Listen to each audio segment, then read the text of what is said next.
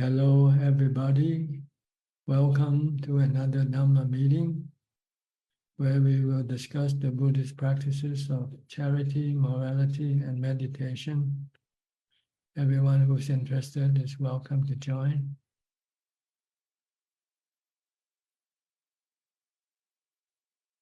We'll go to those who come in first, but if someone wants to ask questions, we might allow them to come in and ask questions also as we go along.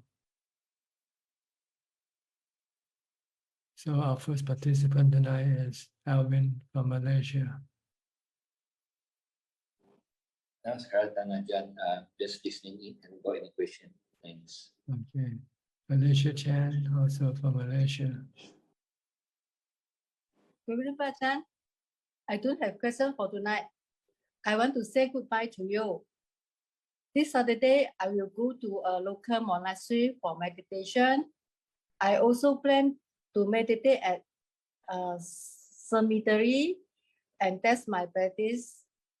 I will be back in about a month. If I have any question, can I come back to ask for your advice? Yes, you are welcome to come anytime you want. Good luck to you. Thank you very much. Okay. Go to Jordan from Bangkok. Okay, Jordan, you're still in.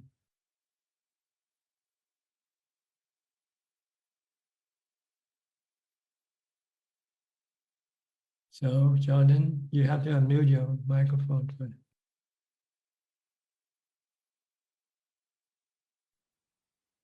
Good evening, Tanajan. Sorry about that. I found my stay at Wat Yan last week very beneficial. Thank you so much for having me.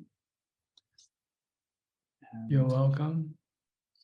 I have a question I wrote down for tonight here, and I'd like to ask, so why is it important to contemplate painful sensations in the body are dukkha, and how are they dukkha, and how does that help us? Well, sensation, painful feeling, painful sensation in your body cause you to have stress, and you want to get rid of that stress. So you have to know how to deal with the painful sensation of the body in order to eliminate stress from your mind. And the cause of our stress in the mind is because we want to remove or get rid of the painful sensation in the body, which we cannot do because it's not under our control. It's anicca, anatta. And so the way not to create stress when you have painful sensation of the body is to leave the painful sensation alone. Then you will have no stress. Because it's anatta, it's not under your control. You cannot tell it to go away, get rid of it.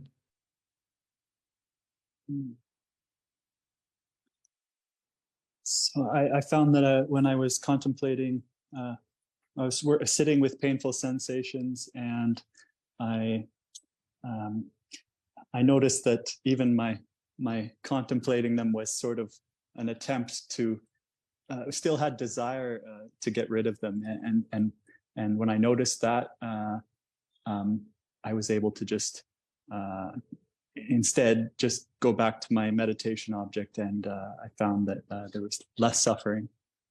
That's right. Just leave the painful sensation alone. Bring the mind back to mindfulness, to your meditation object. So the mind can then stop creating stress by having the stopping the desire to get rid of the painful sensation of the body. Okay. And how can we contemplate that the painful sensation is dukkha? I guess maybe you just answered that way. Well, nobody wants painful sensation. That's the problem. But we have to have it because this is the nature of the body to create this painful sensation. And in order to live without any stress is to understand the nature and accept it for what it is. You don't want to accept the sensual, the painful sensation of the body. We want to, every time we have it, we want to get rid of it right away. By either taking painkillers or do whatever you can. If you have to move your body to get rid of it, you do it. But there will be times in which you will not be able to do anything to get rid of it. And that's when you're going to be very stressful. So if you know this and you try to teach your mind to accept the painful sensation by doing meditation, by putting the mind fixed in your meditation object, such as mantra, to stop your mind from reacting to the painful sensation, then you can stop the stress in the mind, which is much more painful than the painful sensation of the body. Okay, thank you.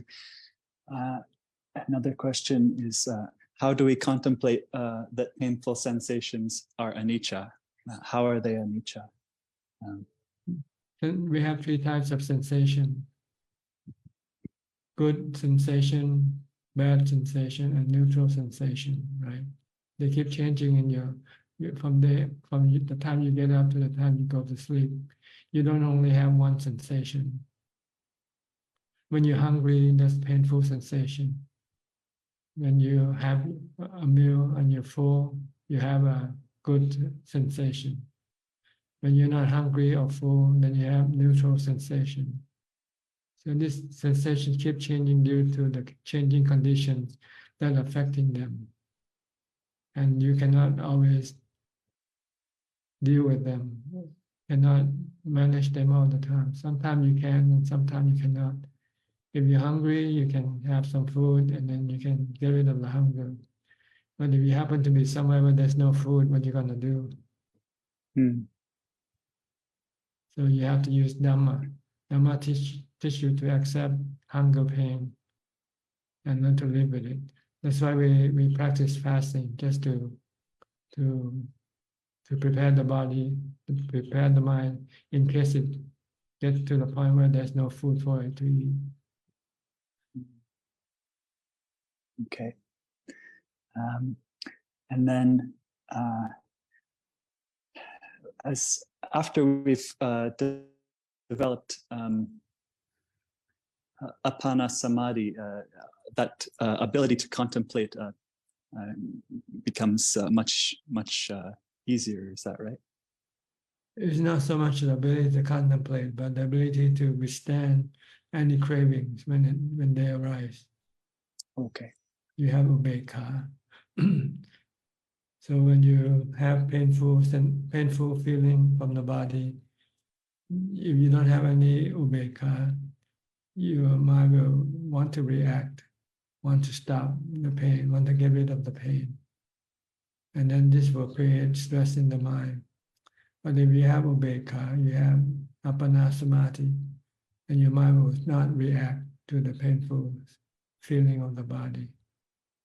It can leave the painful feeling of the body alone and not creating stress by leaving the painful feeling alone. Okay. See, when you say contemplate, actually what it means is to study the nature of sensation, that it is under the law of the three characteristics of existence. It's constantly changing, anicca. Anatta is not under anybody's control. If you try to control it, you'll get stress or dukkha in your mind. So you don't want to get any stress, just leave the sensation alone. Let them come and go as they like. Okay, that makes sense. Thank you very much. Okay. That's why when we practice, we want to expose our body to more painful sensation. So then we can then learn how to cope with it. But for people who don't practice, they don't want to expose their body to painful sensation. They want to live in the comfort zone. And then they will be in trouble when they run into a painful feeling in which they cannot get rid of, because they haven't practiced how to deal with this painful feeling.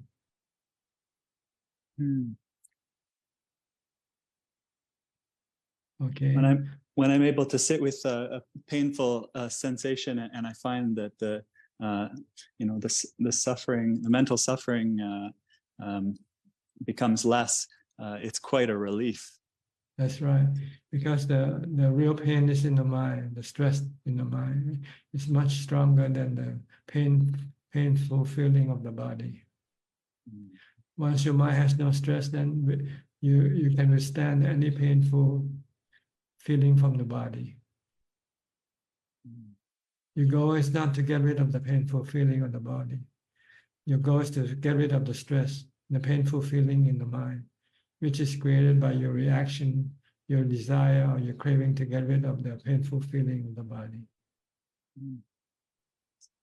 So get rid of the craving, the desire. Yeah, just leave the painful feeling alone. Let the painful feeling of the body alone. They come and go by themselves. You don't have to do anything. They come for a while and then they'll be gone, replaced by another type of feeling. And then they'll come back again. This is the way they work throughout our lifetime until we don't live, until the body dies. Because they're not in our control. Not all the time. Sometimes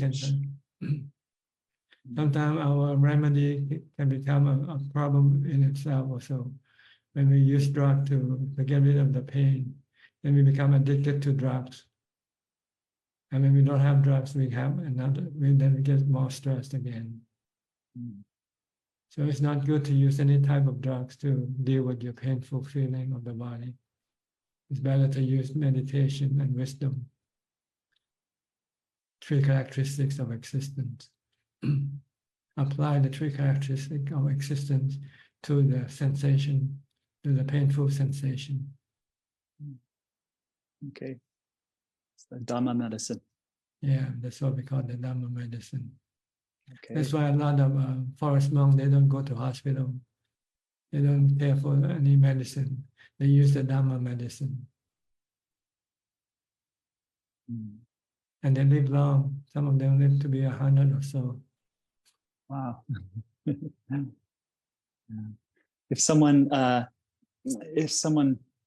passes away, taking that final examination of seeing if they can let the body die without mental suffering, you think it's likely that in their next lifetime they'll be able to continue the Dhamma work? They probably won't be in the next lifetime for them. They'll probably finish their work in this lifetime. Once they can go through, unless there's something unusual happen, like an accident or something that caused death to the body, then they have to continue in their next lifetime. But if they can continue on living normally and no accident happen, they'll probably get rid of all their problem within this lifetime. They can stop rebirth within this lifetime. They won't need to have another rebirth. Because they see the Four Noble Truths, they see the 3 characteristics of existence, and they know this is the tool to deal with all types of stress.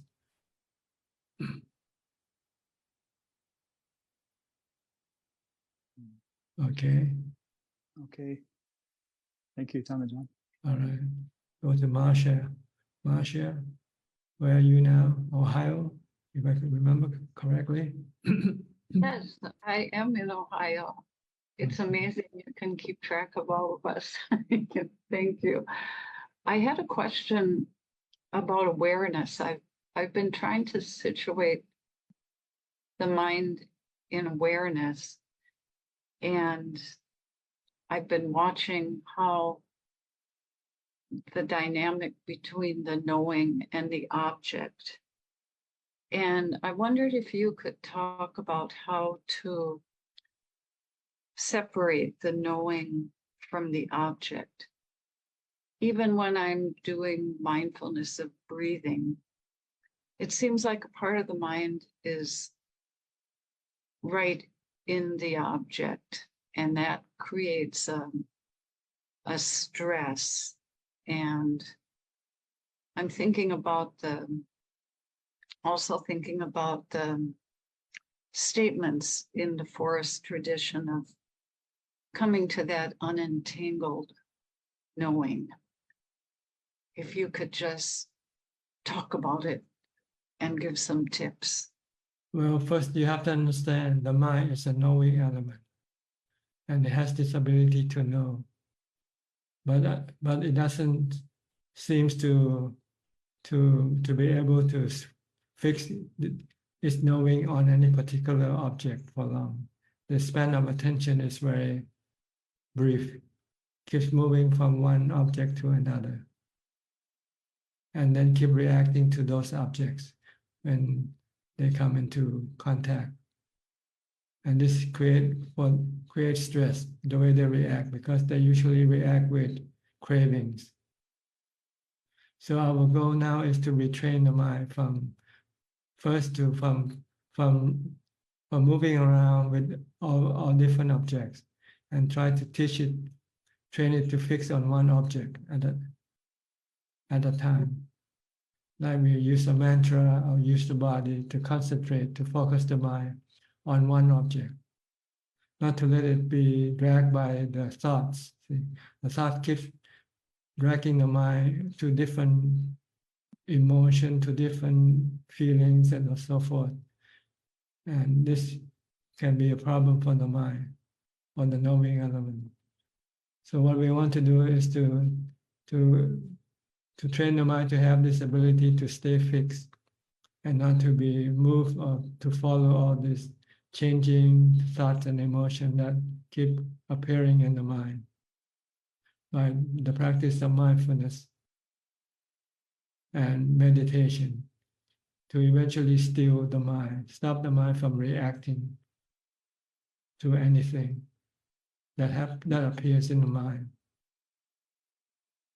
So this is what we want to train the mind to be able to be still and not to react to any objects that the mind come into contact with, whether through the external organs of the body, like all the sensual objects, such as images, sound, smell, taste, and tactile objects, and the inner changing up, and the inner objects of thoughts and emotions and feelings.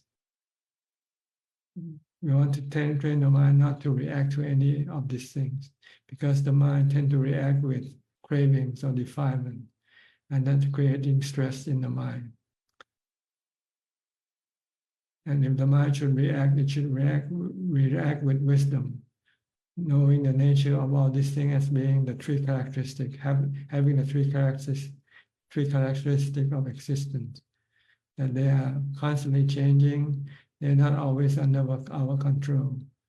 So if you don't want to have any stress, don't try to control them. Try to learn to live with them. Try to let them come and go by themselves and leave them alone. So that's the goal of our practice, to stop the mind from reacting with defilement, with love, hate, or delusion, by using the three characteristics of existence and the Four Noble Truths as the tool to teach the mind how to react properly. Understand? Sort of. For myself personally, it's like a part of the mind, and it's difficult because all these things are happening and you don't see it. The mind is not like, you can't like watch it like you watch a picture or something. But the mind seems to like appropriate the object. It's like that there's a clinging that comes into the whole process too. And I'm wondering, does a person need to make a deliberate effort not to cling? Do you have to notice when that happens so that you don't latch on to anything as all these things come and go? When you have stress, you will be told that you are clinging to something. So Yeah, that's what I'm feeling. When you don't have stress, then you're not clinging to anything. So just watch the stress. Well, that's the indicator to let you know that your mind is now clinging or desiring for something that it cannot get. Mm. Okay, that's good. And the way to deal with it is to stop the stress is to stop the clinging, stop the desire for things to be as it likes to be, as it wants to be. And leave things alone. Let things come and go by themselves. Okay, I will work on that. Thank you so much. So the stress is the indicator for us Okay. to. I mean, anytime we have stress, it means we are creating cravings or attachment in our mind towards the objects, some objects. Mm, And if we want to stop the stress, we have to let go of our attachment to those objects. mhm, mhm. Clear? Oh, yeah, that is very clear. And I just have to keep working at it. Thank you so much. And you need the tool of mindfulness and wisdom to be able to restrain your mind from reacting. Yeah. Okay, so do more mindfulness and more meditation. Do more. Thank you so Okay. much. All right, you're welcome. Titima from Bangkok. Titima, how are you? กราบนมัสการค่ะพระอาจารย์ very well ค่ะ I don't have any question ค่ะ Kok Sing from Singapore. Yeah, good evening, Prajan. This evening I have two questions like to seek Ajahn advice. The first question, please allow me to read from what I penned earlier. Each time after I've completed my Samatha Bhavana, I would spend about 5 minutes for Vipassana Bhavana. This is a homework which I was instructed a few weeks ago. I will contemplate the Four Noble Truths as follow. One, the First Noble Truth, dukkha. So I would try to contemplate whatever pain or my body pain which I experienced on that day itself. So for example, for today, my stomach is not too well and I need to visit the toilet a few times. So each session will make me tired and exhausted. And next, I will contemplate about the cause of the dukkha is because of this desire I have. I do not want to have any stomach upset. I don't want to have any discomfort or pain in my body. And this is the second noble truth. And next, the solution to overcome the dukkha is to accept that this body will get sick and discomfort. And this is the third noble truth, to let go of the desire. And fourth, in order not to have any dukkha in the mind, I need to achieve state of equanimity or jhana so that I don't feel stress. So may I check with Ajahn, is this way of contemplating of Vipassana Bhavana, is this practice, is this the correct way? Yes, just to summarize, just accept that once you are born, you will get old, get sick, and die. And so when things happen, just let it happen. Don't try to resist. You cannot resist aging, sickness, and death. If you don't want to have any stress. Okay. Okay, my second question is my wife, she has a close friend who was diagnosed with stage 4 cancer late last year. She has actually completed her chemotherapy treatment and she's now recuperating at home. She has actually expressed her desire that she wants to learn about Buddhism meditation. And my wife actually told her that that I'm practicing Buddhist meditation, and so she actually asked me for some advice. So I just want to check with Ajahn, how do you advise me to proceed? How should I advise as a beginner how to practice meditation? Advise her the way you advise yourself. How you teach yourself, then you teach other people the same way. Okay.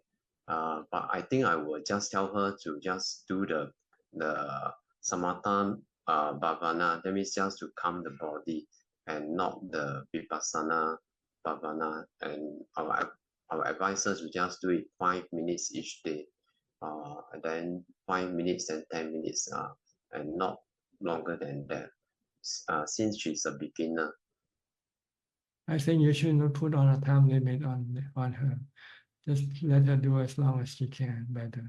Maybe she can do longer than 5 minutes, and you are preventing her from doing more. Don't put a time limit on her. Just say, sit as long as you can. Okay, sit as long as you can. Okay, yeah, I will advise her on that. Yeah. Thank you, Ajahn. Okay, you're welcome. Professor Ken from Switzerland. Hi. Not teaching today? Good afternoon, Ajahn. I already finished my teaching duties today. So Okay. I came in. I have no question at the moment, Ajahn. All right. I'll go to Maria then. Maria, where are you now? Hello, Tanajan. I'm in Samui Island with my friends. They're also listening around me. Okay. And I have a few questions from our group. They asked me to translate. Yes, go ahead. Go ahead. One woman, she asked you already that when we meditate, you said it's better not to change the position of the body. Otherwise, we start again from scratch, like it nullifies our progress in meditation. So she was asking, what exactly do we need to start again? Like our concentration, we need to build on again our observation or our work with our samkhara. And if you just try to sit straight in meditation, should we also not do this? Should we not move at all, or just try not to do any major movements? See, when you do meditation, you want to separate the mind from the body. So every time you come back to the body, then you're not separating it. When you watch your breath or you when you concentrate on a mantra, reciting a mantra, you're pulling the mind away from the body. But then when you start to move your body again, you bring the mind back to the body again, because it's the mind that moves the body. See? So you want to separate the mind from the body. If you want to go further away from the body, then you leave the body alone. Don't move it. Don't do anything with it. If you come back, then you're starting over again. It's like driving out of your house to go to the office. Then halfway through, you say, "Oh, I forgot something at the house." So you drive back and get something at the house. So you keep going back and forth. You never get to the office. Okay. Yes. And second question. One woman, she could not come with us, but she wants to know how to work when you are offended by somebody, and how to understand if you have really forgiven a person and not just not paying attention anymore. How to understand that you really have the strength to forgive a person. How is it felt? Well, you feel normal every time you see that person. You just feel like seeing somebody, like you see other people that you're not angry with. But if every time you see that person and you still have this anger, it means you haven't really forgiven yet. And she's asking if there is any like any teaching from Buddha how to deal when you are very offended by somebody. Any advice? Yes, our offense, we are offended because we expect something from them. See? And when we expect them to treat us nice. So when they don't treat us nice, we get offended, right? So if you don't want to get offended, don't expect anything from anybody. let them treat you any way they like, then you won't get offended. The Okay. Buddha said the best way to consider yourself is to consider yourself as a servant to everybody. So anybody can say anything, do anything to you, and you won't feel offended because you are a servant. Thank you very much. Very good. And the last question is, one woman is saying when she goes with us on spiritual trip, she doesn't want to smoke at all. But when she is on her own and she feels stress, she wants to smoke again, and she doesn't have any willpower to stop it. Do you maybe have some advice for her how to develop willpower? She should continue on her meditation practice after she came back from a resort, a meditation resort. Continue on practicing. Then your mind will be stronger and able to resist any cravings for anything. So continue on with practice. You just don't do it for 7 days and then you stop. When you stop, then you eventually will lose what have you achieved in the 7 days that you practice. If you want to maintain what you have achieved, you have to continue on practicing. Okay, and a small question from me. Do I understand it right that we need to let go anything, like not to have any clinging at all in our mind? But what if we forget something like some very important work responsibilities because we try not to think about anything at all? So how to deal with different worldly affairs if we just remain in calm? Because I tend to forget things if I don't think about them much time, but I also feel it causes much stress in me when I try to hold on to such things and think about them more and more. So I want to let them go, but I'm afraid that I forget to do something important.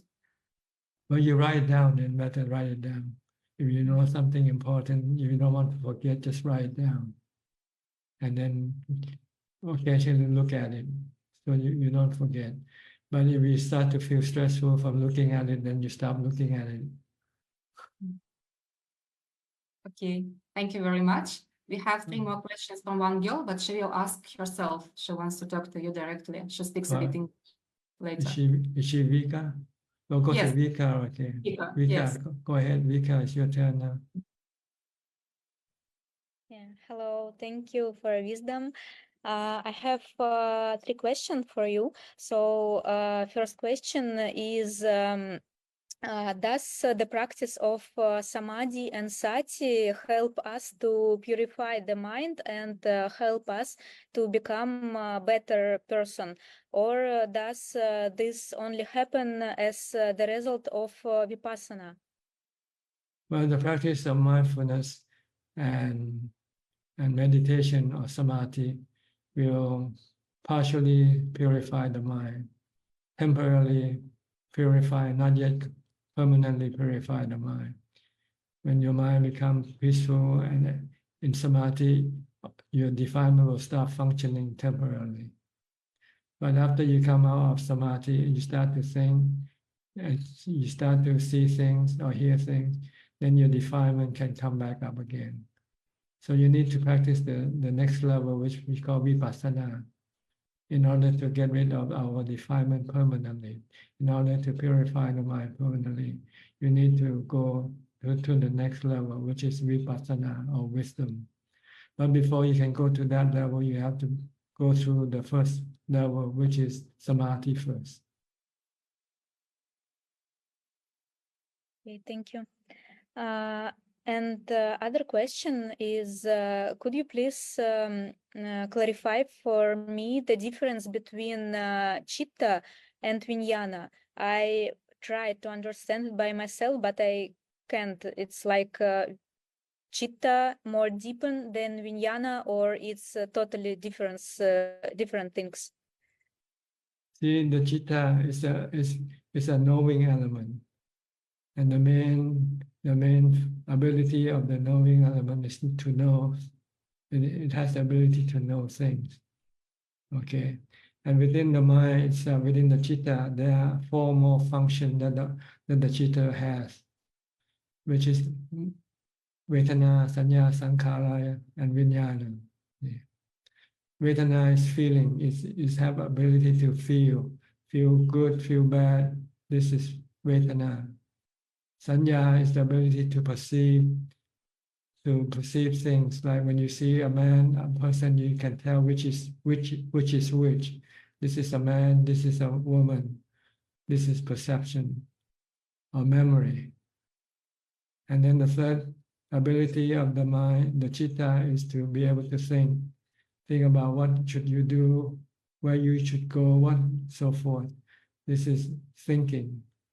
And the fourth ability is vijnana. This is the ability to connect to the body, to the 5 organs of the body, connect to the eyes, ears, nose, tongue, and body, in order to receive the sensual objects of images, sound, taste, smell, and tactile objects. This comes through the vijnana.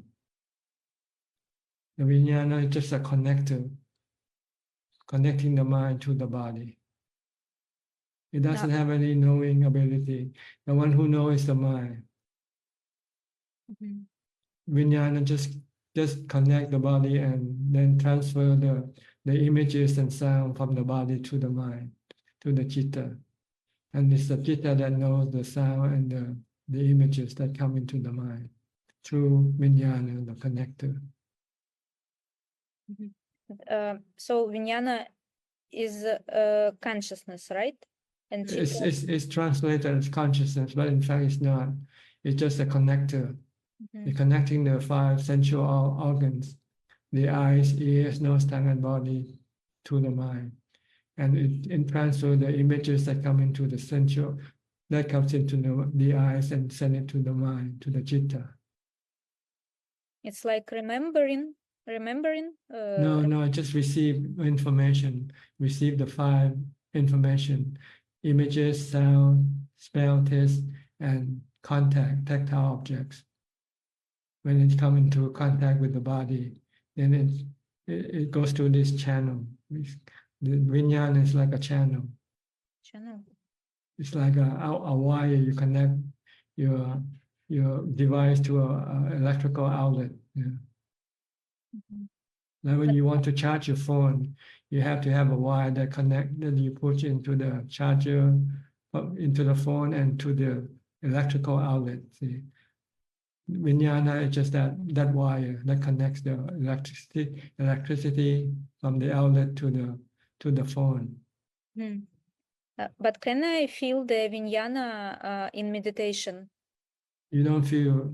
It's the mind that knows when the vijnana send you the images, the sound that you hear. See? It's the mind that's the chitta that is the one that knows the sound, not the vijnana. The vijnana just do the work of bringing the sound from the body to the mind. And it's So the I can mind. feel. Okay. But you can hear, like you listen, you can hear my voice now. And this is the work of vijnana. See? My voice goes to the ears, and then from the ears, it goes through vijnana to the mind. And it's the mind that knows the sound, that hears the sound, not vijnana or the ear. They don't know anything. It's the mind that knows the sound, know what we are talking about.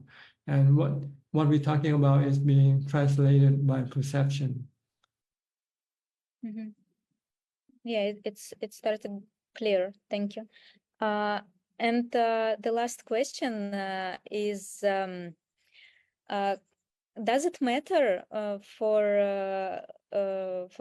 our normal life, not monk's life? I mean, does it matter what life choices we make and how we make our decisions?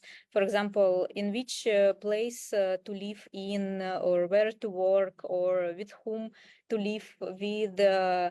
If, for example, of all of the options are in line with Dhamma and with Shila, so how should we choose? And is it important what to choose or not? Well, basically there are 2 types of life in this world. Either the life of sensual pleasure or the life of meditation. So you just have to choose which one you like. If you like the life of meditation, you go live alone, live in a monastery and practice meditation and find peace and happiness from your meditation. But if you want to have a life of sensual pleasure, then you have to have a family, you have to have a husband, and you have to go to holidays and so forth. And you have to pay for this thing, so you have to work. But while I am not ready to be a monk and to live in monastery, and I want to practice Dhamma in my layer, in my Spare my time, daily in your life. spare time. Well, you practice partially, you see. When you're free, you don't have any time to do anything, then you practice meditation. And the more you learn the more you become proficient in your meditation practice, you'll find that you're happier when you meditate. And you probably want to do more meditation as you advance. And eventually then you want to take full-time meditation life, because you'll find that this is the best way for you. Because the meditation life has no stress, like the sensual pleasure life. Okay, thank you. Okay, understand? Not really. Well, we all have to start from the sensual pleasure life. But as soon as you start to see that sensual pleasure bring you a lot of stress, then you maybe say, maybe this is not the way to go. And so you might want to try to do some practice meditation. And if you succeed and you find peace and happiness, then this will give you the encouragement or the inspiration to do more and to do less with the sensual pleasure life. So the answer will be after the meditation. Yeah, if you succeed and you advance and you find successful, you find peace and happiness, then you might want to do more of this meditation.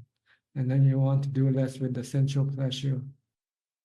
And eventually you might want just to give up sensual pleasure completely and concentrate only on the meditation life.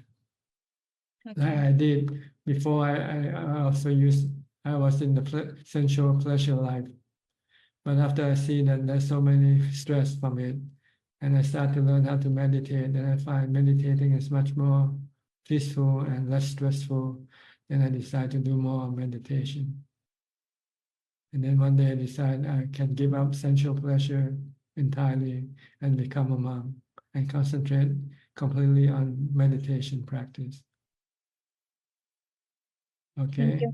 Okay. All right. Hope this will give you some inspiration. Yeah. Thank you. Okay. I'll come to Nining now. Nining from Indonesia. Hi, Nining. Good evening, Ajahn. Can you hear me? Yes, perfectly. Yeah, Ajahn, I plan to practice meditation in Wat Yan from 24 June until 7 July. But the admin replied me via email that I can only stay there for maximum 7 days. But I asked for Ajahn permit that if only I can stay there for 14 days, because every time I take retreat, I always take 14 days because I think that is the efficient, more benefit for me, for my practice, if I take long period. So if only Ajahn give me permit, I will issue my ticket according to 14 days stay in Wat Yan. Well, normally the rule is 7 days for one stay. But if there are no other people using your room, you can extend it for another 7 days for foreigners. Okay. So we cannot guarantee you 100%. I'm not sure. Talk to the admin, see whether they can allow you to stay for 2 weeks or not. But usually 1 week, and then you possibly might be able to extend if the room is available. But if it's not available, then you have to give the room to other people. Okay. Okay then. And my question is, Ajahn, if I live in Dhamma way, if I live with 8% and also I practice meditation every day, so can my bad karma wrap via my body sickness? Because your body sickness doesn't come from your bad karma. There are other factors that can cause your body to get sick. So by practicing meditation doesn't prevent your body from not getting sick. The Buddha got sick and the Bodhi died. So this is the nature of the body, to get sick and die, regardless of whether you do good or bad karma. Oh, I see. Yeah, because on Sunday I did 1 day mindfulness and I did sitting meditation every session for 2 hours, and after Sunday I got a very hard diarrhea until today. I don't know because I think I eat well and I don't do anything hurts for my body, but after doing that 1 day mindfulness and I practice my concentration very efficient and very well, I got a very hard diarrhea until today. Well, meditation can also have effect on your physical health. When your mind becomes less stressful, and then it can reduce the effect on your body. Your body can be better when your mind is less stressful. So it has some effect, but not entirely, not completely, by just the practice alone, because there's still other factors that can cause the body to get sick. Oh, I see. Okay, Ajahn, thank you. I will see you in June, and I'm very thankful for this opportunity because I wait too long for looking for the quiet place for practice my meditation more deep and deep. So hopefully I can meet Ajahn and learn Dhamma from Ajahn directly. Thank you. Well, you are learning from me right now. There's no need to come. That's why I'm addicted to this Zoom meeting. So I tell my family and my friend that nobody can. I mean, Tuesday I go to school, so don't disturb me. I have to be on the Zoom for 2 hours, so nobody can disturb me because I love this Zoom meeting, and this meeting give me much improvement in the way I think and the way I see the life. Okay, good. Very happy to hear that. Yeah, thank you, Ajahn. Okay. Thank you very much. Keep coming back, okay? Yeah, sure. Okay, next we'll go to Nita and Saket. If I pronounce your name correctly, where are you from? India? Nita? I'm from India, but we are staying in the US right now. In the US? Yes, what can I do for you? I had a question, Ajahn. We, especially since last November, when we had visited your monastery and we had come to Thailand on a pilgrimage, we both have been practicing more regularly. And when possible, we are also trying to follow the 8 precepts. Now, we do have relatives coming over.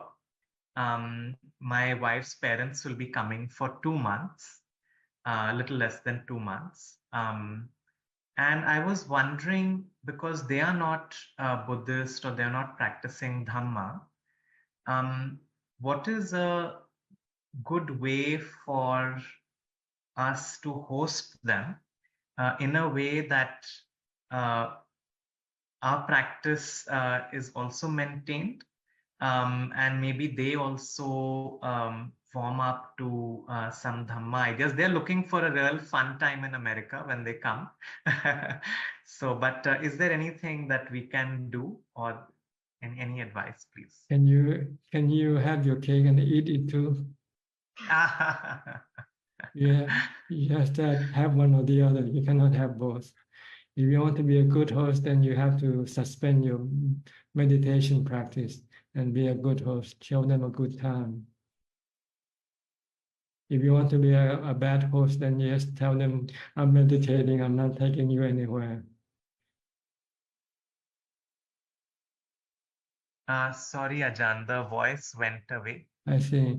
If you want to be a good host, then you will have to treat them well. If they want to go sightseeing, then you have to show them around. And you have to stop your meditation practice temporarily. But if you want to be a bad host, and you just tell them that you want to meditate and they have to go do things alone by themselves. Yes. Thank you, Ajahn. Or you can do somewhere in between, half and half. What can you do? I think the best way is to be a good host. At least you can practice metta by being a good host. Say maybe this is not the time to do meditation practice. It's the time to do metta practice. Brahma Vihara, the Brahma Vihara. Okay. Thank you very much. Metta, Karuna, Mudita, Ubekha. Okay, is that all? I have one question, Ajahn. I was thinking about anger and ill will. So there are times when the anger is there in the mind or ill will is there in the mind, but I don't want to act on it, especially when I'm in front of the person. But I do feel like my mind thinks whether it's deceiving because I have something else in my mind, but I'm acting in some other way, or so I get confused. What is the right action at that very moment when I am angry with that person and the person is in front of me? No, it's not deceiving. It's not good to show your anger. You should express your anger, because anger is not a good thing to express to anybody. So you want to try to suppress your anger and not allowing your anger to go through your body action. Because when you show your anger, you're causing other people problem. They become offended, they can become saddened or unhappy with your anger action. So it's better to suppress it, keep it within yourself, and not exposing it to other people.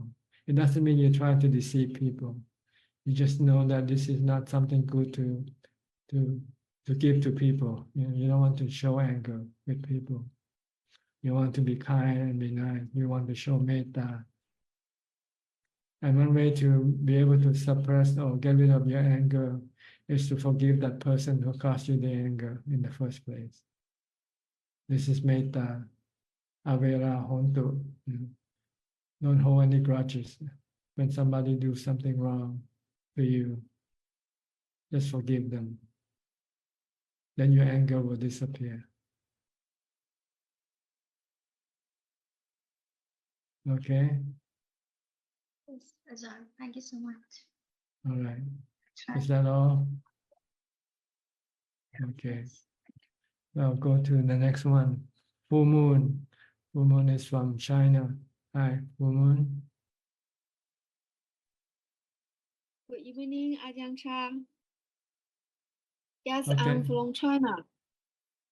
What can I do for you tonight? My question is that recently I practice reciting Dhamma, Buddha, and I find that I focus on my mouth and recite Buddha, not focus on my my heart. and I feel good. I feel peaceful.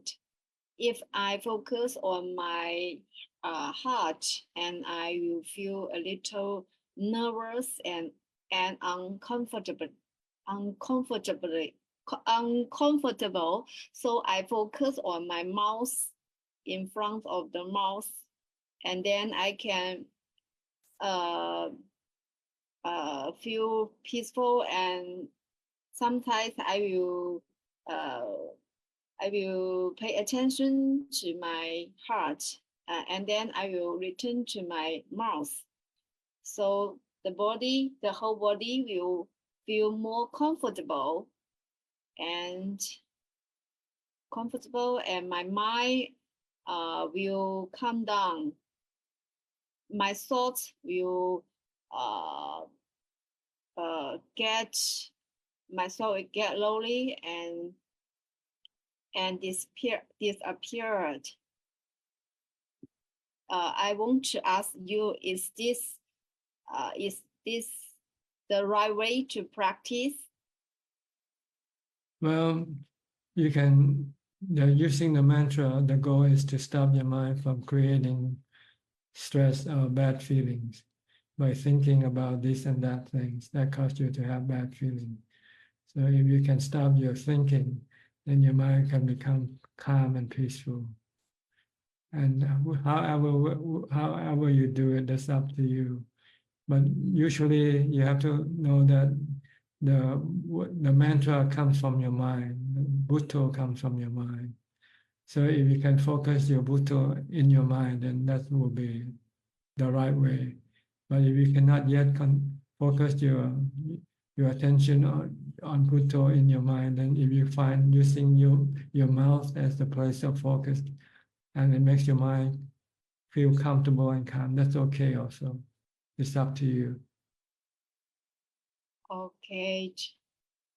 And another question is that if sometimes my Bhutto, the reason Bhutto will go to my heart, and my heart will how to say that word is, my heart will drop and he will the two things, Bhutto, the reciting of Bhutto, and the drop of the heart will become one thing sometimes. Well, it will follow the heart. Yes. See, we're not trying to synchronize the rhythm with Bhutto, the heartbeat with the Bhutto. What we want to use Bhutto to stop our thoughts, our thinking. So that's what the main purpose of reciting Bhutto. Okay. Okay, I understand. Just Bhutto to make our thoughts disappear. Much. Yeah, make your mind blank, make your mind empty. When your mind becomes empty, your mind becomes peaceful and happy. Okay. Okay, thank you. I understand. So try to focus your Bhutto in your mind, not on your lips or on the heart. Just keep reciting Bhutto by thinking of Bhutto. Bhutto is a thought, but it's a good thought. It replaces the bad thought. See. Okay.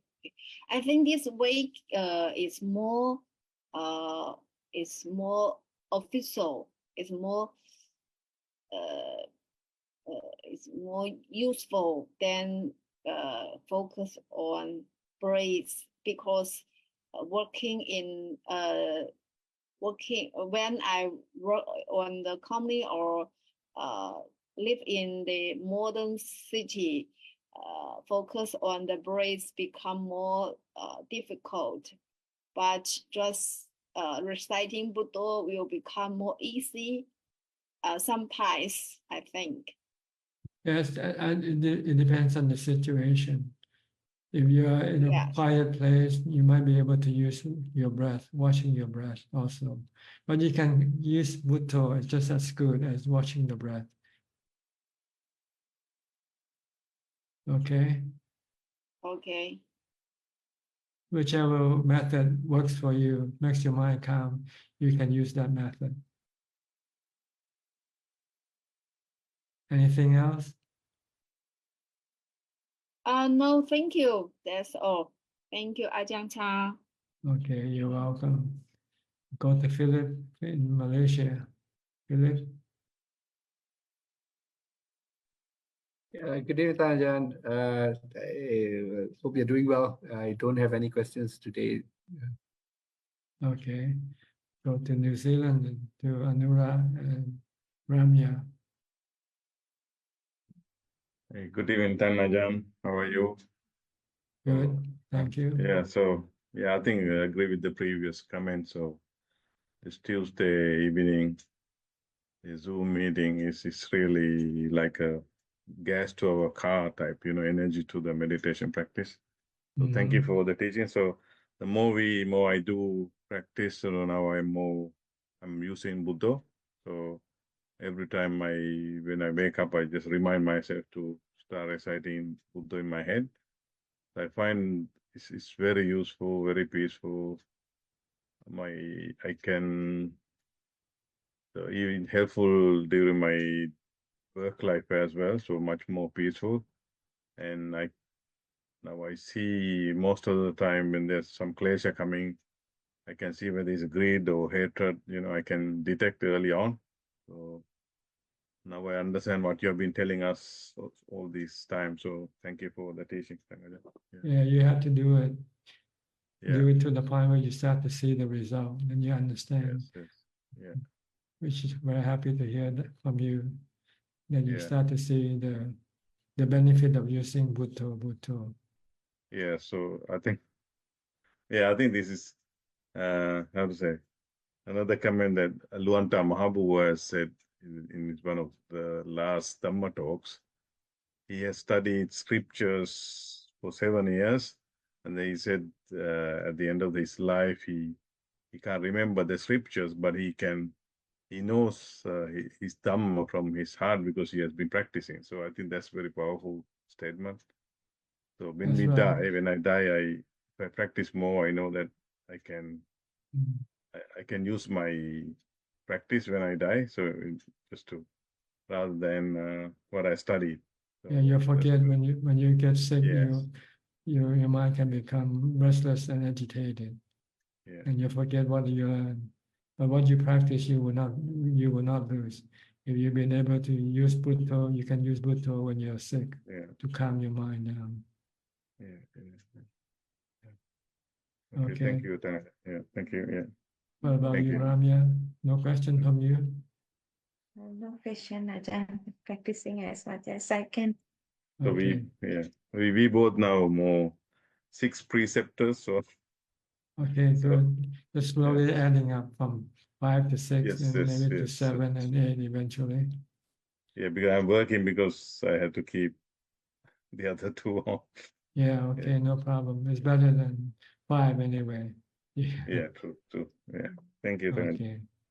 Next, Intan from Indonesia. Intan. Good evening, Prajan. Prajan, I want to say thank you to Prajan. Last week, suddenly I'm sick. So when I'm very pain, I just observe the pain. I just let it go.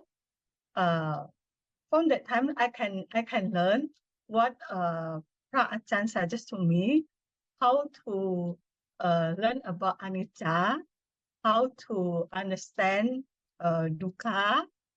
But at that time, I think I don't have a dukkha.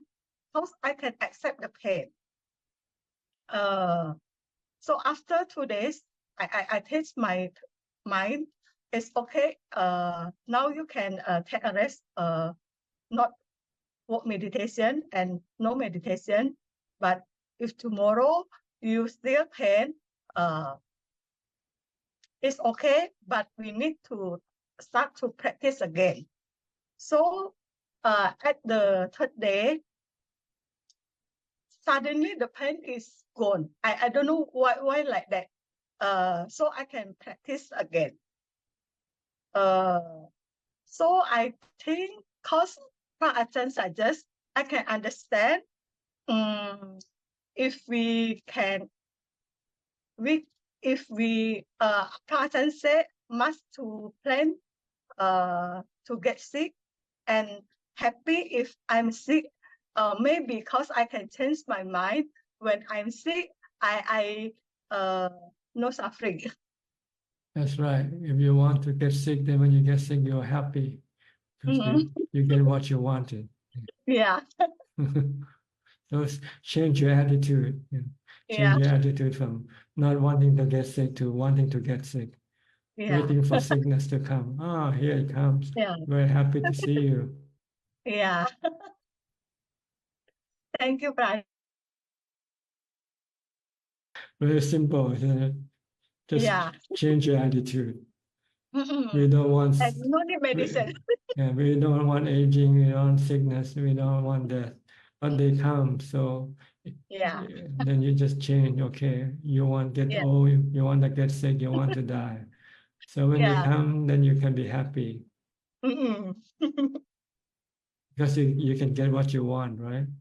Yeah. Okay. Thank you, Ajahn. Okay, you're welcome.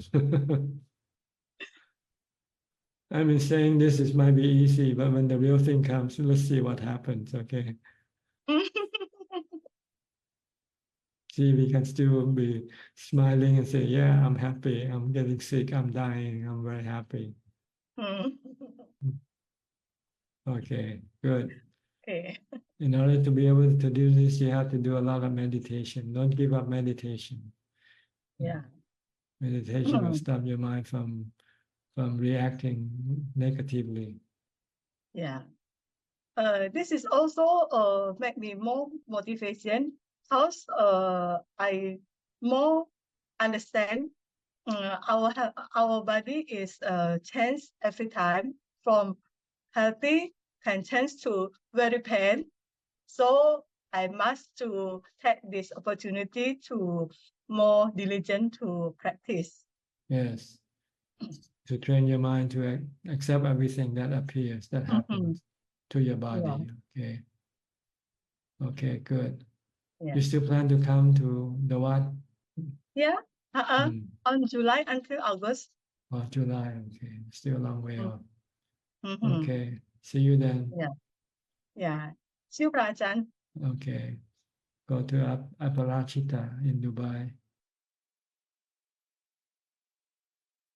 How's the flooding? Is it over now? I heard the flooding. Yeah, in fact, that is the day that I was speaking to you. That was the day the whole city was going chaotic. And I only found out later, but thank you for listening to my little sad story.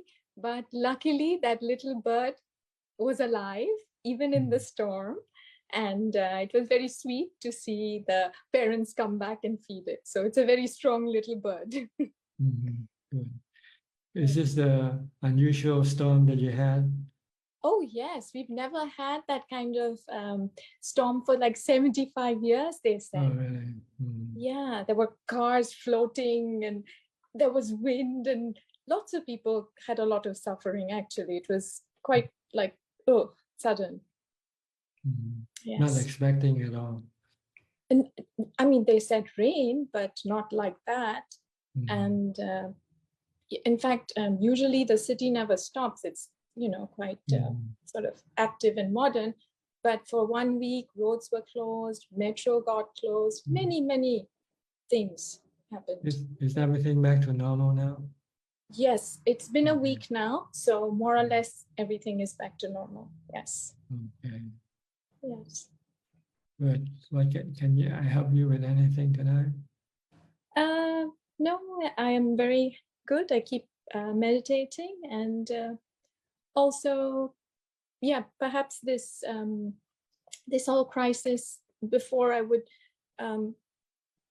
just feeling good that you can, if you can help somebody, help someone, but also accept. Yes. Yes. You use metta, if you can do something. But if you cannot use metta, if you cannot help, then you use ubekha, equanimity. Yeah. And say this is the way things work sometimes. Yeah, that's true. How's your brother? Haven't heard from him, haven't seen him. You still in contact with Yes, him? he's okay. He actually went for a Vipassana 10-day retreat a few weeks ago, but I think he's just been a bit busy, but he will definitely join in. Yes. Okay, fine. Just Okay. wondering, that's all. Yes, of course. Okay, I'll go to Malaysia again, to Penang. Thank you. You get again, so. Ajahn, just to send regards, yeah? No questions. Listening. Okay, good to see you. Go to Sao Paulo with Alfredo. Hi, Bante. How are you? Good. No problem. On Sachi. Sachi, Upeka. Ubeka. If you have Sunyata. Ubeka, everything is no problem, right? No Everything, word, please. everything No is word, no problem. Mm. No Good. samsara, no problem. Mhm. Upeka is in Farjana is not appear things, né, Bante? Only spiritual mind, né? The real world not appear, né, Bante?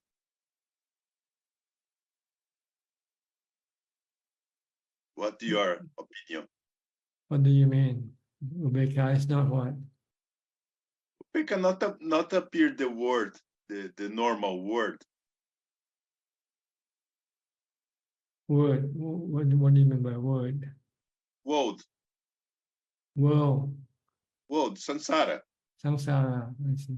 Yes. Yeah, Ubeka is still under the samsara. If you have Ubeka from your meditation, it's still under the influence of the defilements. Yeah.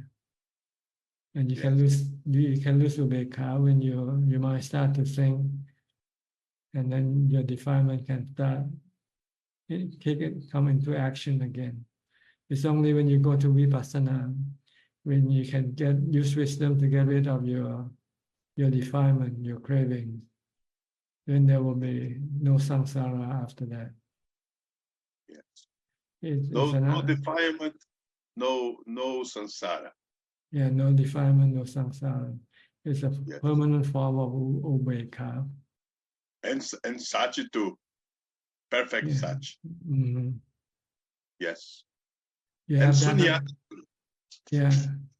Sunyata, I mean the mind is empty of all cravings, of all suffering. Yes. Of all samsara. The mind doesn't get involved with samsara anymore. Yes. Once the mind is in nibbana, then it doesn't get involved with samsara. Yes. Okay, no rebirth anymore. Yes. A calm mind.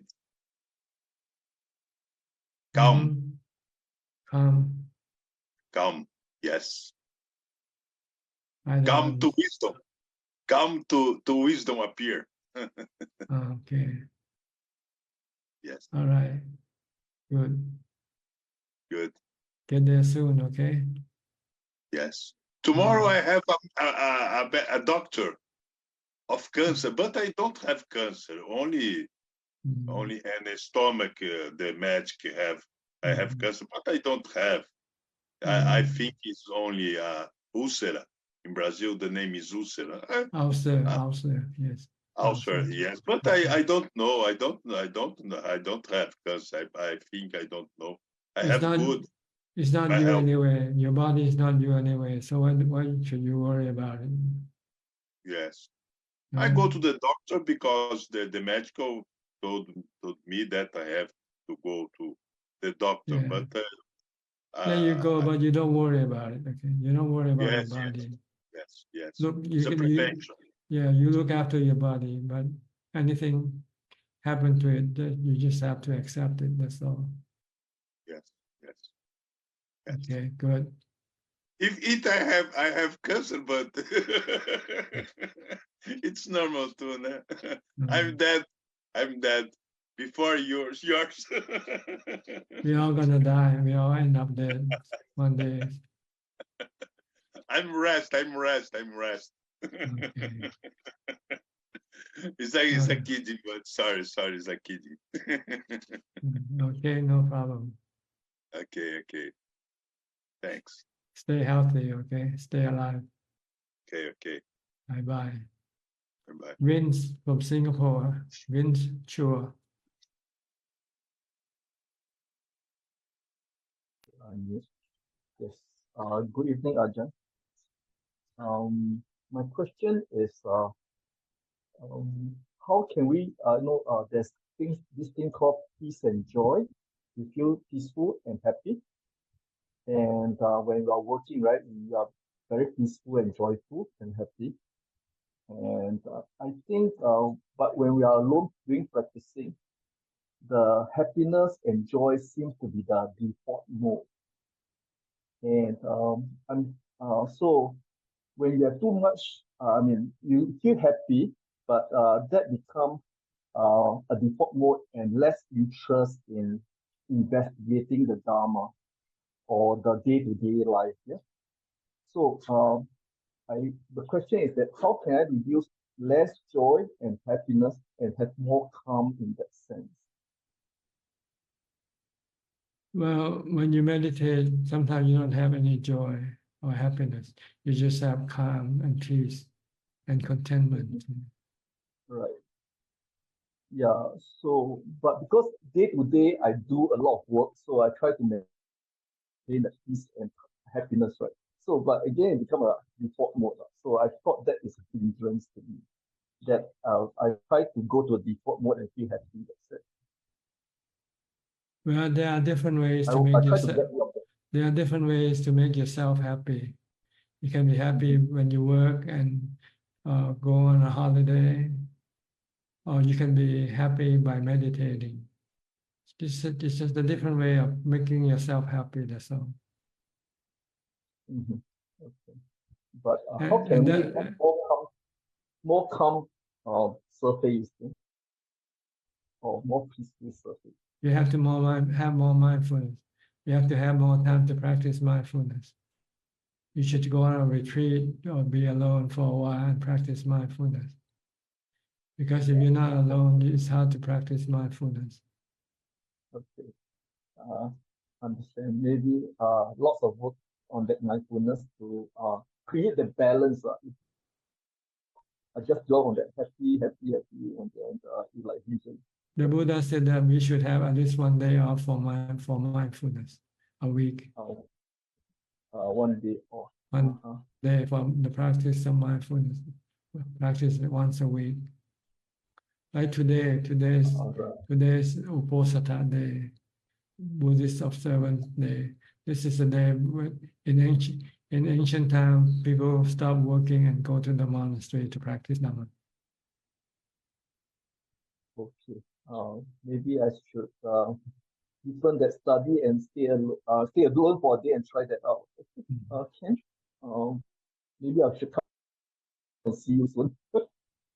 Oh, you can go to anywhere in Singapore. You can go to Wat Yannasangwararam, to Wat Santi, Ajahn King's monastery nearby. Okay. Okay. Half a day I can. Yeah. Or you can do it at your home. If you're alone, you can practice alone for 1 day in your home by yourself. Practice mindfulness. Okay. I got it. Mindfulness to create more calm and less happy. Less happiness is too much. Yeah. You just have to have time to practice mindfulness. That's what you're lacking right now. You don't have time for mindfulness practice. So you have to arrange for a time for you to do mindfulness practice. Okay. Yeah. Okay. Thank you, Ajahn. You're welcome. Okay, still in Singapore with Belinda. Belinda, are you mindful? Or are you forgetful? Forgetful, Ajahn.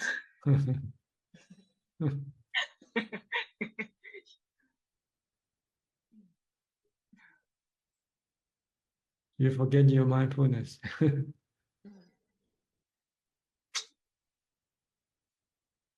Keep thinking a lot. You should only think when you have to. And the rest of the time you should stop thinking. Think only when you have to.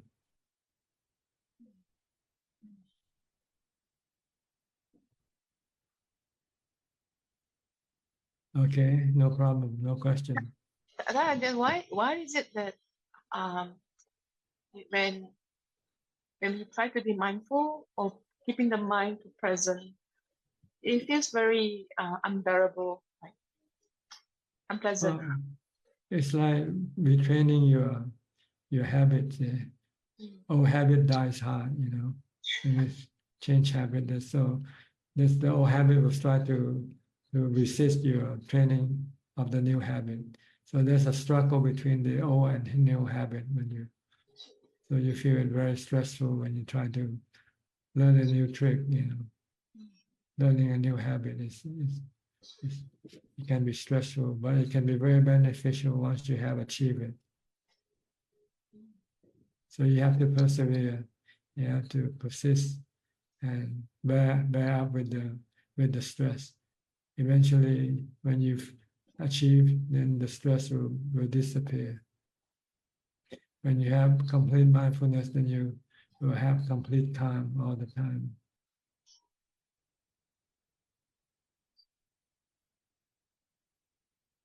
Okay. Anything else? Yes. So when we face the stress of habit, sometimes a lot of too much willpower or too little effort. How do we know when we use too much willpower, Ajahn? Like we too much, then it become like a very strong rebound. Well, you need to put in the effort to get the result. Willpower alone will not give you the result. You have to put in the effort to do the practice. Okay. So how do we, if it's right effort and willpower, I can't quite differentiate when the effort, if it's comes with defilement of like a willpower kind of thing. Willpower initiate your effort. Once you have willpower, then you put in the effort. Willpower is the one that tell you to do the practice. Once you're told to do the practice, then you keep on doing the practice. Just putting in the right effort.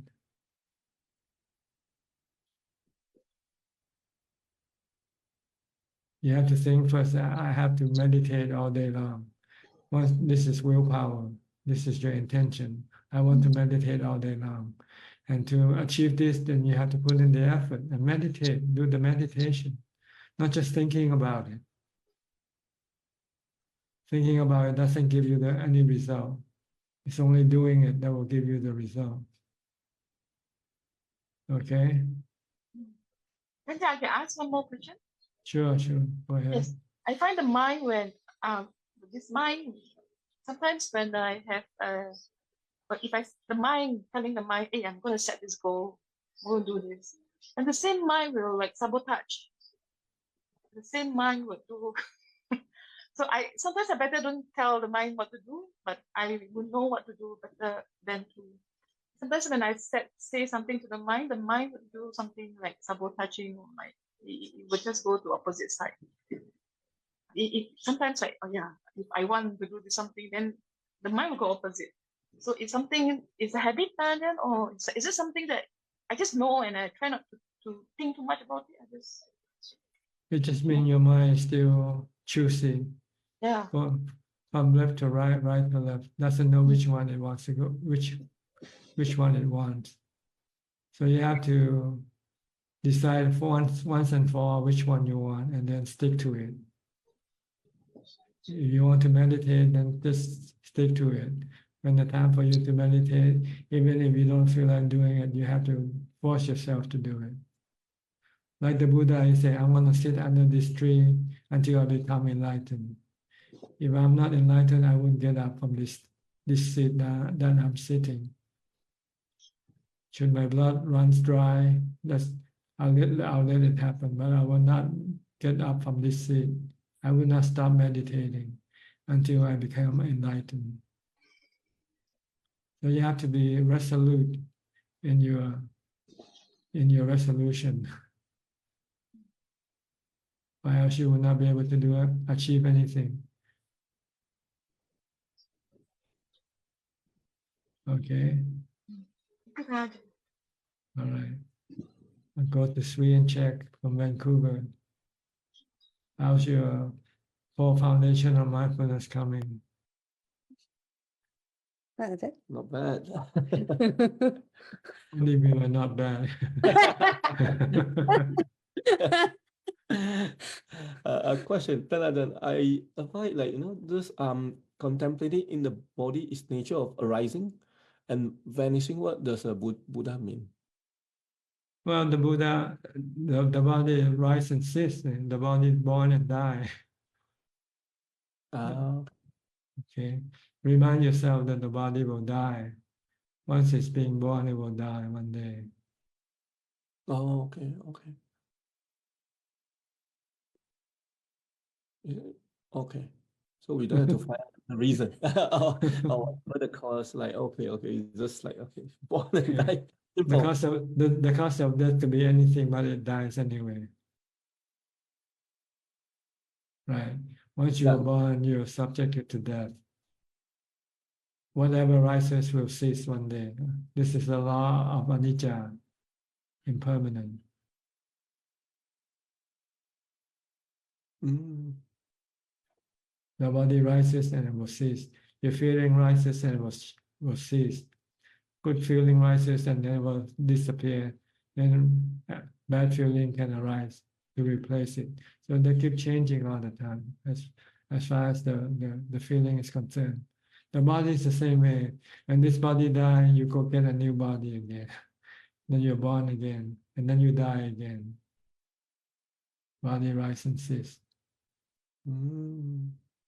So that is nature. Okay. Anicca. Anatta, you cannot stop. Once it is being born, it will die. You cannot stop that once you have birth. If you don't want to have death, then you should not have birth. Stop birth, and then you will not have to die. And the purpose of practice is to stop birth in Buddhism, because birth is not good.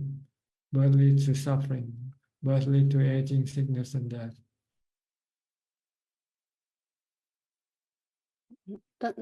We born in the after we die and go to the spiritual realm, we also die, right? We are like also rise and cease in the spiritual realm. Yeah, you can say that also. You can be in heaven for a while, and then when your good karma expire, then you're dead from heaven. You come down from heaven and reborn as a human again. There's always constantly changing of habitat. You keep changing your house. From So the even body, no body also rise and cease, except for if you're in Nirvana, you don't rise and cease anymore. because you don't take birth. When there's no birth, there's no death. Right? Oh. You don't take birth in any sphere of existence, whether it's in the sensual sphere, on the meditative sphere. You don't take birth in those sphere anymore. This realm of existence. Nibbana is not birth. Nibbana is not birth. It's Nirvana is a state of mind in which it stopped taking birth. the mind stopped taking birth because it had got rid of all the cause of birth, which is cravings. Once there are no cravings in the mind, then the mind becomes still and doesn't go take any birth anymore. So when there's no birth, there will be no suffering from aging, sickness, and death.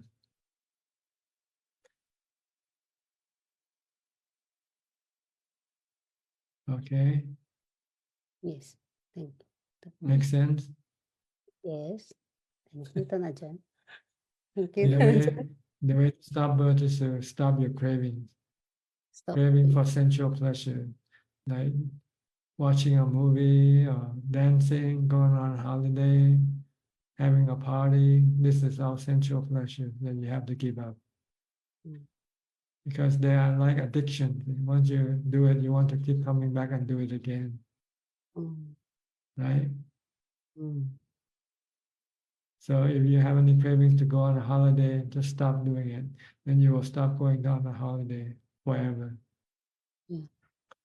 But if you go on this trip, then there'll be another trip coming out later on.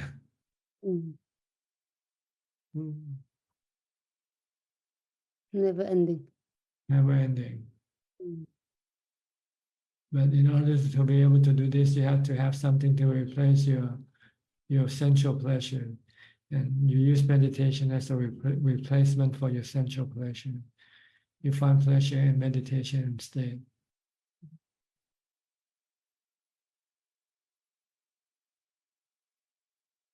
Okay.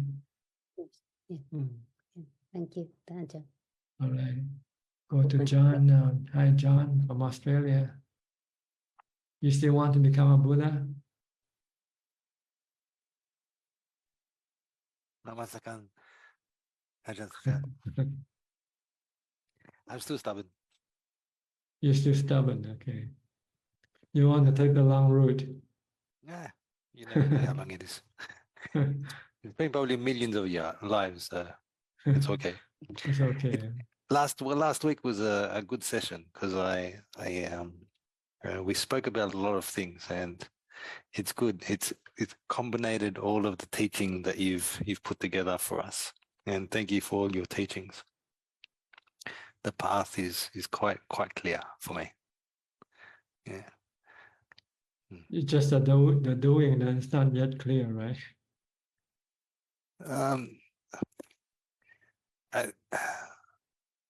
It's more like you have to clean out the garage before you can see what's left. You know, so it takes a long time to clean out the garage, if that makes sense. Like Philip said, go ahead. It depends on how much effort you want to put in. Yes. It's like Philip said last week. He mentioned about someone that had a bad attitude, and he found out that the bad attitude, that person had a lot of breaking all the precepts. So it all comes down to the precepts, really.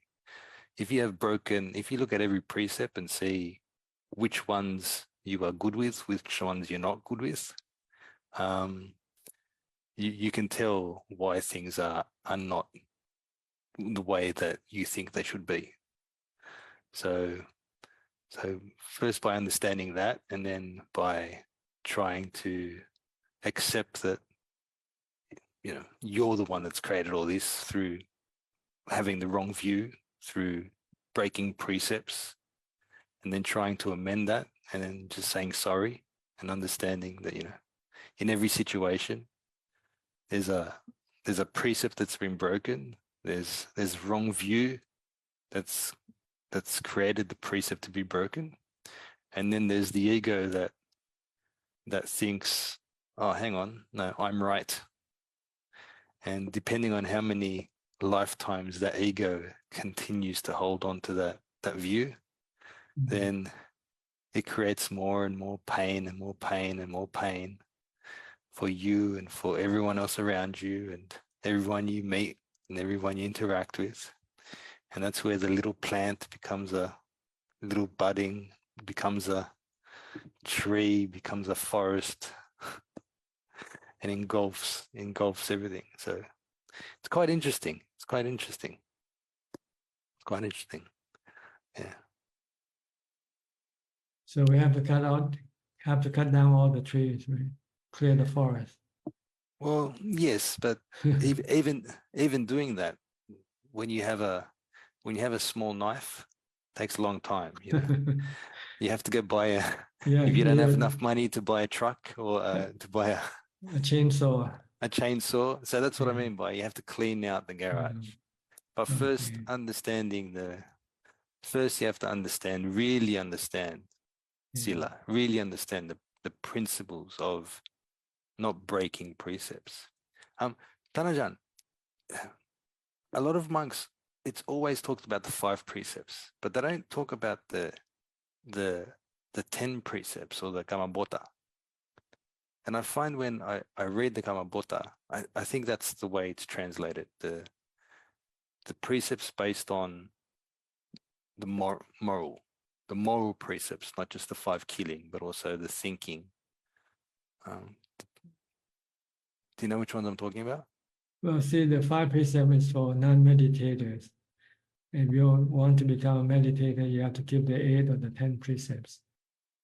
Actually, the 8 precepts is actually 9 precepts, but they combine two together to become 1. So we only count as 8. But actually, there are 9 precepts in the 8 precepts. Which ones are they that you're talking about?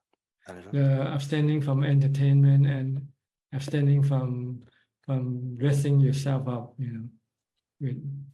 These are two separate precepts. Yes. But I'm talking about the ones based on the mind action, verbal action, body action.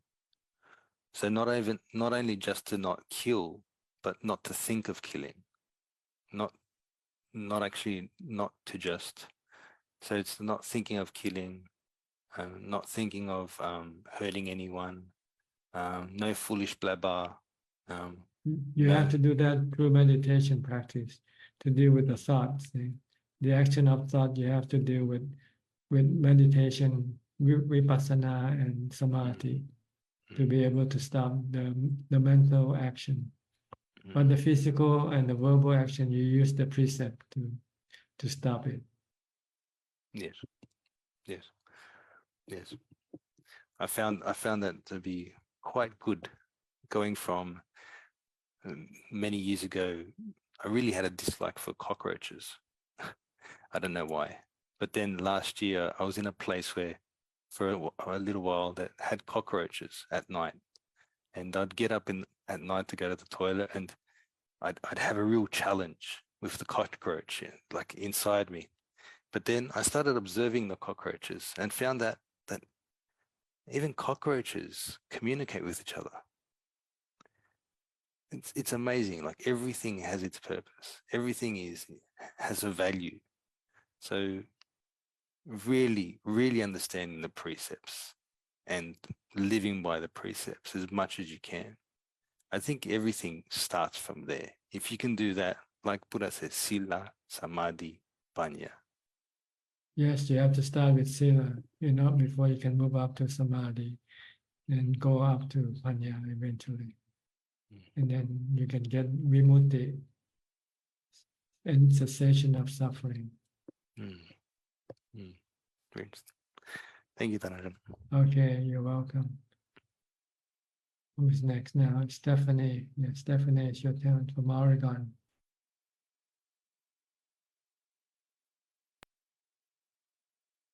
Hi there. Yes, can hear you well. Go ahead. I do. I think I know what you're going to say. Meditation and mindfulness. My husband is going on a trip, and I feel a lot of anxiety. He usually works from home, so he's always home. And then a few times a year, he has to go for like a week, and I feel so much anxiety. And I'm aware. I don't know. It's my practice is usually a lot easier, and in these moments, it's just really hard. And I guess I need advice how to be mindful when it's so the habit pattern. You have this expectation. You want him to be safe and return. Yes. See? But then That you is know exactly that, right. but you know that we are living in the world of anicca, Yes. uncertainty. So you have to convince your mind to accept uncertainty that he might not come back, he might come back. Whatever Yeah. will be, will be. That's hard. Yes. Okay. Then if you find it hard to do, then you have to meditate to calm your mind Yes. down. Should I maybe dwell in metta? Because I don't really use the mantra Buddho, but I do metta a lot. Would that be better during this time to maybe just try to dwell in metta? I think you should use ubekkha better if you can. Okay. Okay. That makes sense. Okay. Yeah, because metta means you want to look after someone, you know. This is not the Look case after him, of that would be looking, not. yeah, Okay. right. This is Okay, that makes sense. this is the time to let go. I got you. That does make sense. Thank you very much. Yeah. Yeah. All Okay. right. Thank you. Feel better now? I do. Yes. Yeah. Thank Okay, you. good. Next, we'll go to Toronto now, Canada. Dr. Piao and Indira. Good morning, Ajahn. The doctor is busy, I guess. Yes, he just had to go see a patient. He was here all this time. Yes. He was going to ask you a question about his craving for roses, but maybe next time. Okay. Yes. I'm just listening and learning a lot. Thank you so much for everything, Ajahn. If he can Thank come you. back later, we can talk later with him, okay? If he's still here. and Okay, he I will comes tell back. him. I'll go Thank to you. Samanji first. Now, Samanji, it's your turn. Can you unmute your microphone? Yeah. Okay, Yes. Hello, Ajahn. I can hear you very well. How are you? good. Thank you. Yeah. I'm also doing okay. Yeah. So happy to see you. Yeah. You have any questions Yeah. tonight? Yes. Yes, I have a couple of questions. Go ahead. Can I go? Yes. Maybe I just want to know whether an arahant still need to practice meditation because he has achieved everything. Does it necessary for him to practice meditation further? You can take it or leave it. But sometimes you take meditation as a way of relaxation. When you arahants still do some practice. They do walking meditation to exercise the body as well as calming the mind, resting the mind also. Otherwise, there's no need for an arahant to do meditation. No need to Yeah, no need to because he has achieved everything. Yeah. Because the defilement has been all got rid of. The purpose of meditation is to purify the mind. Yes. Yeah. Yes, I understand. Yeah. My second question is how should Buddhists respond to criticism, Ajahn? I mean, both to constructive criticism and harsh criticism. First of all, you don't react to criticism. You accept criticism because this is part of existence. Sometimes you got criticism, sometimes you got praises. This is the nature of things in this world. So you don't react with emotion, whether by being happy or being sad from getting these things. Okay, but you can respond with rationality. If someone says something that you can explain to them that this is not so, then you can do it if they want to listen. But if they don't want to listen, they just want to criticize for the sake of criticizing you, then you don't do anything. Just let it be. Okay. But when it comes to our elders or like our friends' criticism, if it's constructive criticism, then we need to listen to what they say? If it's something worthwhile, then you have to. Yes, if it's constructive, if it's beneficial for us, then we should accept it and then try to apply it because it will improve ourselves. Yeah. Okay, thank you, Ajahn. My next question is, what role does sacrifice play in Buddhism, Ajahn? I mean, should we sacrifice our priorities in order to fulfill our responsibilities? Well, sacrifice is a way of practicing dana. And dana is giving. When you give something, you Okay. sacrifice something for something else. So when you sacrifice, actually you're not losing what you give. You might lose something that you give, but you get something back in return. Usually what you get is more mental than physical. Like when you give money away, you lose money, but you get a sense of happiness from the act of giving. Okay. Like, should we, for example, should we sacrifice our meditation practice in order to fulfill some other responsibility? In No, that case, it should be the other way around. The Buddha said, sacrifice everything for the sake of meditation.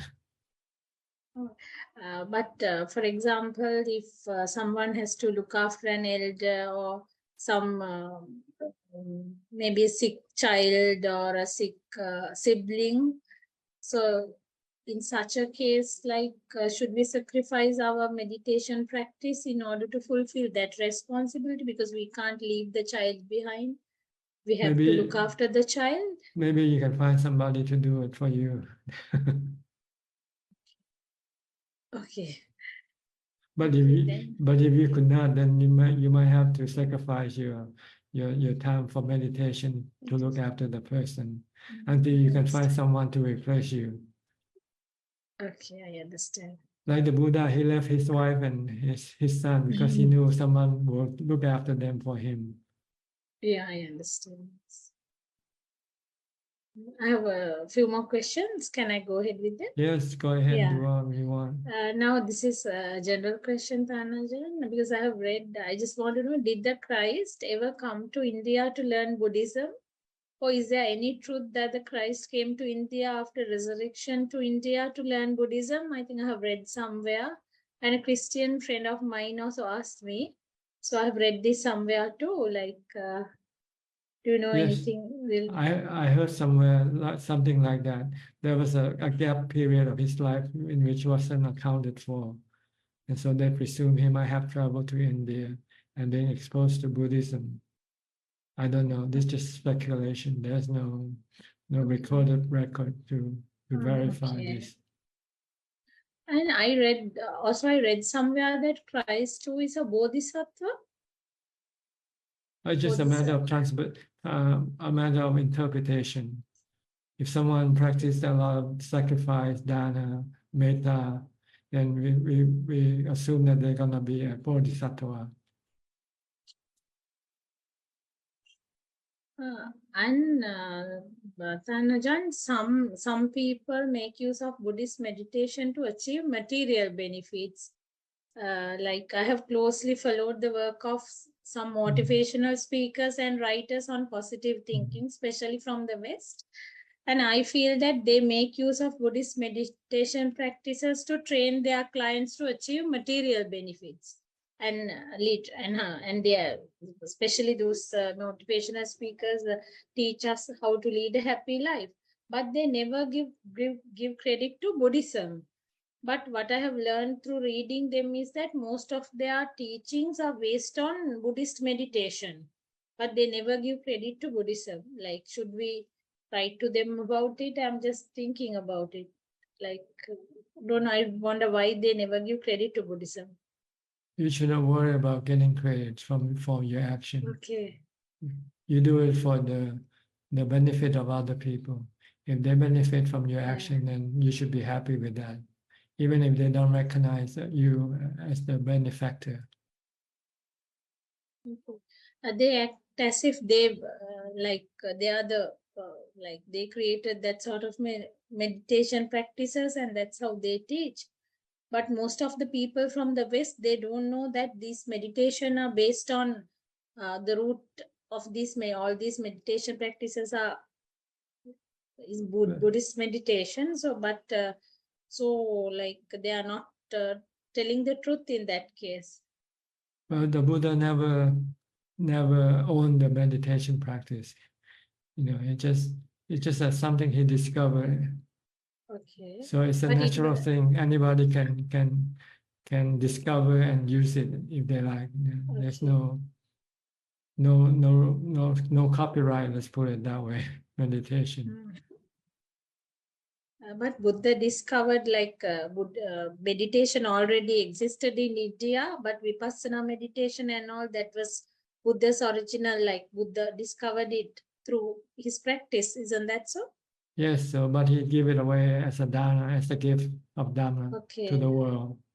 So anybody can use it, and if they want to contribute this to him or not, that's not the problem. To him, it doesn't matter. Okay. So because it's good for anybody who can practice meditation. So Okay. if they don't want to accept or acknowledge where it came from, that's okay, no problem. Because our goal is not to be recognized. Our goal is to help other people to be happy. Okay. Metta. We call Yeah. metta. Yes. Be Santa Claus. Santa Okay. Claus. I know that. There's no copyright on Santa Claus. Like anybody can become Santa Claus if they like. And also what I meant was like the Buddha's intention was to teach us how to like stop, how to put a full stop to all our suffering. But what these, like most of the motivational speakers from the West, what they do is they make use of this meditation to help us lead a very good material life, to get us material comforts, but it's totally different from the Buddha's intention. So that's fine. Is that so? It means that they will still have to suffer, because as long as they want physical comfort, they will not be able to fulfill it, because the nature of the body is always anicca. It might last. This body comfort might last for a while, but eventually this body discomfort will replace it sooner or later. Okay. And my sister also wanted to join the session today, but as soon as she came to Sri Lanka, I think she's still down with the flu. So she wanted me to tell you that both of them learned a lot of Dhamma from you, and they got a wonderful opportunity to talk to you in person. And you were so kind enough to explain the Dhamma matters to them like very patiently. So they are very happy about it, Ajahn. I'm very happy to hear that too. Happy to be of service to you, to your sister. Yeah. Okay, anything else? Yes. That's all for today. I'll join next week as well, Ajahn. Okay, thank you for your question. So much. All right. Dr. Pia, are you back now? Okay, Dr. Pia, it's your turn. Sadhu, Bhante. Ajahn, how are you doing? Good, just like before.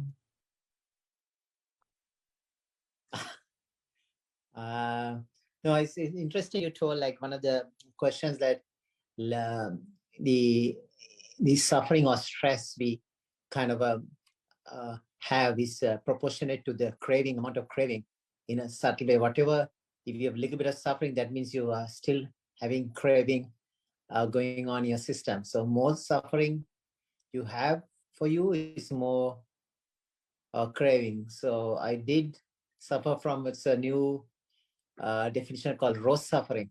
One of my rose plants died, eaten by a mouse at the bottom, very big plant. So I was expecting, so a lot of flowers. So my expectations, the whole plant came down, just a small mouse. I think that's what Buddha said, don't underestimate a small snake, small fire, small prince or a small monk. So small things can do a lot of damage. That's and right. when you have expectations, you have a lot of suffering. So this is the new suffering I have called rose suffering. You forget the law of anicca. Yeah. Impermanent. So cut it to the bottom. No, it's just yeah, it's a good explanation. What did he say? Sorry. I said you forget the law of anicca, impermanent. Yeah. Anicca. Yes. Everything rises and ceases. So it slipped my mind. I think so. The nature of the beauty of everything. Of existence. Anything exists will be non-exist sooner or later. Even the suffering. Yeah. Suffering So arises suffering from your too can be attachment. Suffering arises from your attachment for things to exist forever.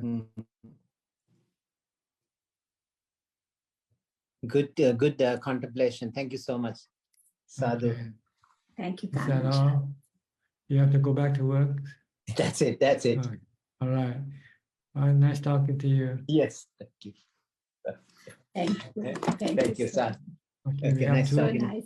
We have two more participants that we have to deal with. B Ravin from Bangkok. You're next.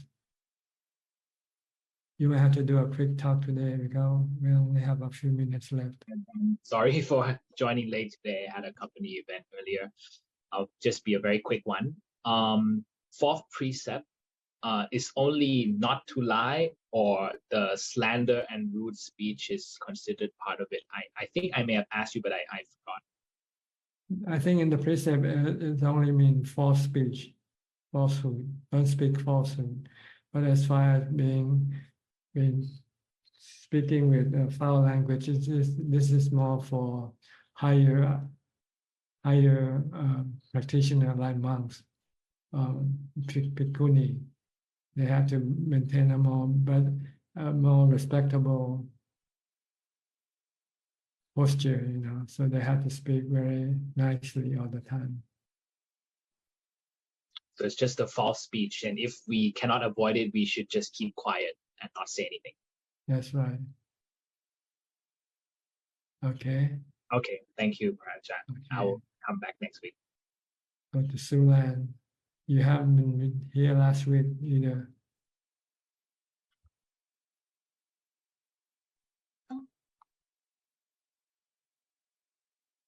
And you unmute your microphone, Sulan. Okay. Okay. Oh, hello, Ajahn. Can you hear me?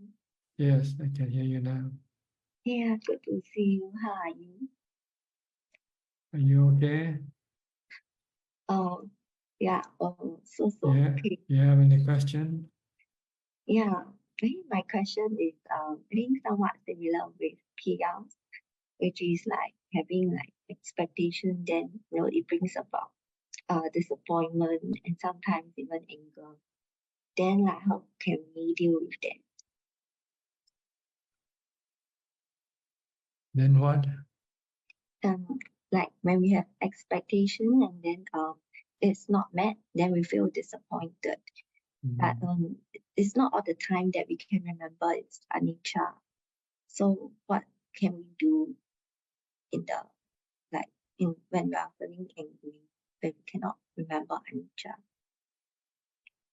When you're angry and you cannot remember anicca, how to get rid of your anger? Yeah. Stop thinking about the things that caused you to become angry. Recite Bhutto, Bhutto, recite the mantra. Try to bring your mind away from the subject that caused you to have anger. Instead of thinking of the subject, you think of Bhutto, Bhutto, Bhutto. And eventually you'll forget what you were angry at, and then the anger will disappear. But this is a temporary fix, because when you go back and think about the subject again, it can cause you to become angry again. So the best, if you want to do it permanently, fix it permanently, then you have to change your expectation, give up your expectation. Don't expect anything. Then you will not be disappointed or angry when you don't get what you expect.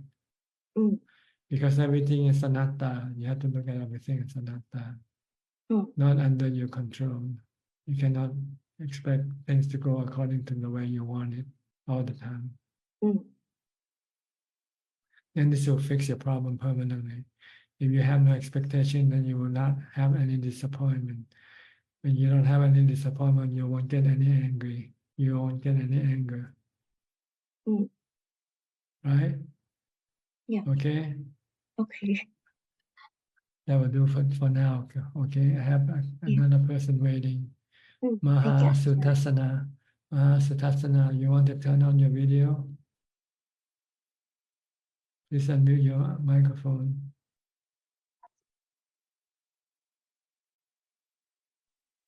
Where are you from? I'm from India. From India, okay. Yeah, And can I last help week, you? Can I help you? no, Tarajan, I don't have anything. Okay, just listening in. Okay, good. Then we're running out of time, so I have to go now to another person for more question. Okay. Go to Kunju. How many questions we have tonight? Namaskaran. We have 3 questions this evening so far. And the first question is from the assistant Gmail, and the rest 2 are from Facebook. The first question from Ku from Malaysia. My wife was recently diagnosed with breast cancer grade 2 and will be having surgery soon. With this recent diagnosis, she felt strongly that she was instrumental in causing her father's illness to deteriorate, leading to his father's death about a month later, after she had mistreated him. Therefore, this causes her to suffer this cancer. Her father was bedridden and suffered from Parkinson's, and my wife was tasked to single-handedly take care of her father, as her mother had to take care of the business and other siblings were either working or studying overseas. I told her that karmic reactions don't work as she thinks, but she is currently very worried and is recently experienced with insomnia. Could Ajahn please give advice to her on this, especially on the karmic reaction part? Well, the Buddha said that to analyze karma is impossible for unenlightened people like us. So don't try to analyze the karmic effect on things, but instead we should focus on the 3 characteristics of existence, that everybody who is born will get old, get sick, and die, regardless of their karma. So this is what I would tell her. Just think of the anicca, dukkha, anatta. Once you are born, you are all subjected to aging, sickness, and death, regardless of what you do or not do. The next question is from Meta Vandana. Can Ajahn tell me what are the allowable food items for the 8th preceptor for the afternoon eating? Oh, this you have to consult with people who keep the 8 precepts. I usually don't need anything after I finish eating. I only drink water. This is the best way to keep the 8 precepts. Don't eat anything after you finish your meal except drinking plain water. And the last question is from Lee Tekwa. Hi, Tanajan. Is it okay for me to just maintain mindfulness during my daily activities without doing sitting meditation? Thank you. If you do mindfulness, you only get half of the result. If you want full result, you have to meditate. That's when the mind will become completely calm and still. If you don't meditate, you only get partial calm from being mindful. That is all, Ka. Okay. That's about all the time we have for tonight. Thank you for your company. I hope this meeting is beneficial to you and can help you advance in your practice. In the meantime, please stay safe, stay mindful, and keep on practicing. And if all goes well, I'll see you all at the same time next week. Thank you and goodbye. Thank you. Thank you, Tanajan. Thank you, everyone. Take care. Thank you. Thank you. Good night, Thank you, everyone. Admin. Thank Good you. night. Thank you, Bye-bye. Thank you. Bye-bye. Good night. Thank you.